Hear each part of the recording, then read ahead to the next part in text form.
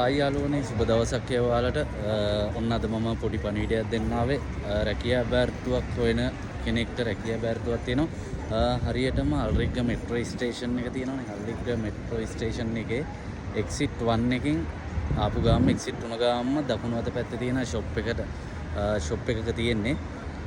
ඒකේ තියෙන්නේ computer operator කෙනෙක් සේල්ස්මන් කෙනෙකුට තමයි වේකන්සි එක තියෙන්නේ. ඔයාලට මොනවා හරි ඒක මේ එක්ස්පීරියන්ස් මොනවා හරි තියෙනවා නම් මම ඔයාලට දාන්නම් ඒ නම්බර් එකට කතා කරන්න.